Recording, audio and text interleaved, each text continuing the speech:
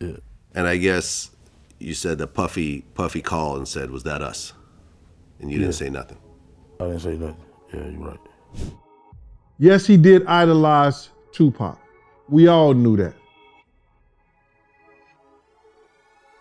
We knew that about some of the speeches he said. He said the same shit that came out of Pac's mouth. So it's just good business not to be, seen in public with a guy that you've conspired to commit a murder with. If y'all know Orlando did it, why y'all didn't get Orlando? Number one, Orlando didn't sit in one spot. Right. Orlando knew that you guys know that he did it. Exactly. Yeah. In a shocking revelation, former gang member Keefe D has come forward to expose music mogul Diddy for allegedly offering him $1 million to carry out a hit on rap icons Tupac Shakur and Suge Knight. Keefe D claims that he refused the offer, but the implications of such a proposition have left the hip-hop world in disbelief. What could be Diddy's motives? Is there more to the story? The truth is finally starting to come to light. Keefe D, the suspect of the Tupac murder case, has revealed some interesting facts about the altercation which took the life of one of the most influential rappers of all time. The South gang member admits that he was actively involved in the incident because of the $1 million that he would receive, but he did not get a penny of compensation. There was supposed to be $1 million that Zip was supposed to bring back, but he ended up keeping the money and buying a nightclub with it. You guys never got any money. Never. For anything. D also admitted that he told Puffy he was low on ammunition as their arms were being taken when his house was raided.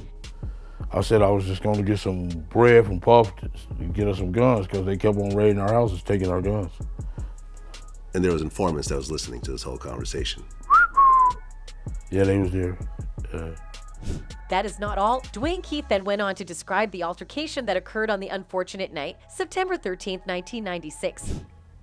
You said that as you're driving up towards the BMW, with Suge driving and Tupac in the passenger seat. According to D, the shooting started when Keefe saw Tupac pulling out something from his pocket and assumed it was a gun. Keefe D said that he was the passenger in the white Cadillac on the night of the incident. However, he refused to name other suspects but confirmed that the shooter was Orlando Anderson, his nephew. Keefe made this confession by saying that he is dying of cancer. Lane starts blasting. You say Suge looks over, he sees you. He looks right at you. Well, to spice it up, Reggie Wright gives his opinion on the theory that Diddy was involved in Tupac's demise. He put it out there and said that he met with Puff at a sandwich shop, and Puff told him he would give him $1 million if they killed Suge and Tupac.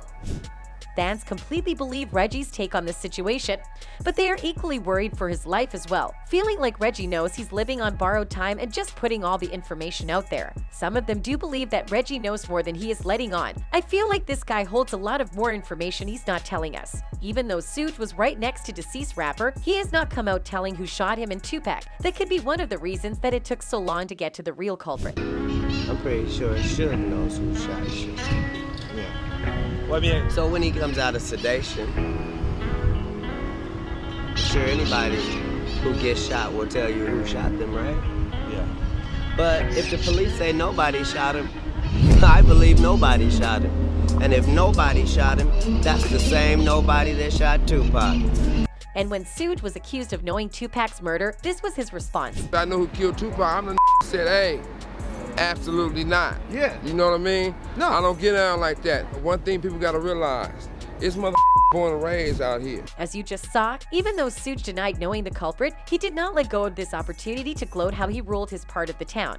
His criminal tendencies are quite transparent in his speech. Now you might be wondering why and how were these salient points uncovered, and why Tupac's murderer was not caught till this day. Well, as you might know, Tupac's death was influencing the underground world. Marriott, a reporter from Vibe magazine, wrote after his harrowing experience of coverage from the streets of Gangland, Compton. There are no easy answers to the myriad questions surrounding Tupac's death, but it has become clear that the rap star's death and the 3 homicides that followed are only the most visible tragedies in a web of intrigue that extends deep into the LA underworld. Pac's death also greatly impacted the political world, and as you might guess, politics played an important role in the current mystery of the case. Las Vegas cops told LAPD detective Russell Poole that the main reason they would never solve this case is that the politicians didn't want them to. They said the powers that be had let them know the city didn't need an odds. dial circus? Well, you might be thinking how these facts come to light if not at the time of death investigation. For these discoveries, the credit goes to Biggie's mom, Voletta Wallace. She sued LAPD for $500 million for unsatisfactory investigation of Biggie's murder. As you can imagine, the pressure of $500 million kept the LAPD on their toes, and then the most serious investigation began.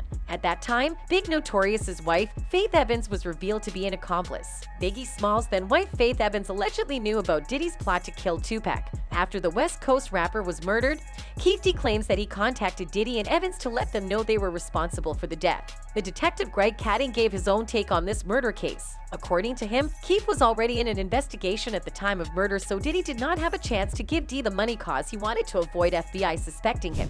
Well, Puffy's aware that the FBI's been watching him out here in Los Angeles, and the last thing he wants to do is be directly associated with this guy that he's had this agreement with. The detective was in charge of the investigation for 3 days, and then he came to the conclusion that Diddy took this step because he was afraid of Suge Knight. And according to Keefe D, he says, Tupac's put himself on the list by all the shit talking that he was doing. But it was really about Suge, because it was Suge's muscle that Puffy was afraid of. The detective agreed that solicitation was involved, but it really was a life and death situation for the rappers. But I also understand the nuances of Puffy's fear, and is he just speaking out his ass? Is it exaggerated speech? Whatever. But the conflict was real. It was a life or death game. The rumors on the streets only added more spark to the already burning rivalry between the gang members. Napoleon Outlaw's take as an insider on the death row chain bounty is interesting. Word was on the streets that Puffy and Bad Boy was doing a video, and they was paying anyone to bring back a death row chain. Detective also addressed the rumor about the death row chains that were going around. There was no doubt this understanding that there was a bounty. We've never been able to track that down to a source where said I was there when an agreement was made. Gene Deal also commented on Diddy's publicized sorrow on Tupac's death when he was celebrating on the inside. If you ain't like that nigga in his life, how you gonna love him in his death? Oh, you glad to see the nigga dead now. Well, fans took to internet saying the murder attempt was solely due to the grudge Keefe was holding against Tupac.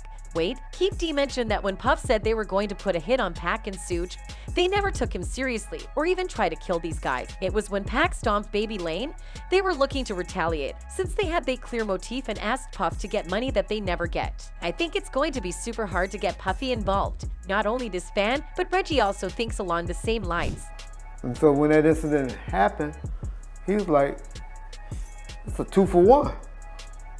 Yeah, we can get paid, and he just beat up my nephew. But these types of retaliations are a part of gang culture. So as you might have guessed from all the media coverage, Suge Knight hired a hitman named Pachi to kill Biggie. This was confirmed by Brooklyn hip-hop legend Mob James, who said he knows who shot Biggie. During an interview with Vlad TV, James confirms theories that Wardell Poochie Faust, a Blood Gang member and Suge's associate, is the one who pulled the trigger that night in Los Angeles that ended Biggie's life. Well, from all the things that had been going on at the time, fans have deduced that the world lost two great artists because of the beef between Diddy and Suge. A fan perfectly summarized these conclusions saying, Puffy just ruined by laying his vocals on Biggie's songs. In some cases, it's mad, frustrating, and shows Puffy was all about getting the limelight using Biggie's influence. Suge Knight was an arrogant, authoritative, and menacing dude, not that he was great either. Both Tupac and Biggie got killed because of two sad individuals, Suge and Puffy, plain and simple. They may or may not have pulled the trigger, but they sure were trying. Even with all the evidence out there and online statements, Tupac's murder case is unsolved to this day because officially the case was dropped. According to Kading, the investigation was abandoned despite the in-depth investigation, because the LAPD were able to beat the $500 million case posed by Biggie's mother, Voletta Wallace. In addition, Kading was then removed from the task force due to a separate internal affairs investigation. Although he was cleared of any charges, some people still view the retired detective as a rogue cop. Well, even if the investigation was carried out afterwards or is continued today, both Orlando Baby Lane Anderson and Wardell Poochie Faust have reportedly died of apparent unrelated causes. So even if the claims made in the documentary were true, the men who were allegedly directly responsible for the murders of Tupac and Biggie are no longer here to face punishment. Fans accept this bitter reality as it is. One of them commented, "Even though justice won't be reached from a legal perspective, I think it's amazing that Katie went to such lengths to find answers." There's been a lot of nonsense from the hip-hop community and the black community at large for years about how these two murders have gone unsolved, as though it's somehow a reflection of our uncaring or racist justice system. This man's work disproves that claim and ultimately puts the ball back in the critics' court. That's it for today, folks. Until next time, goodbye.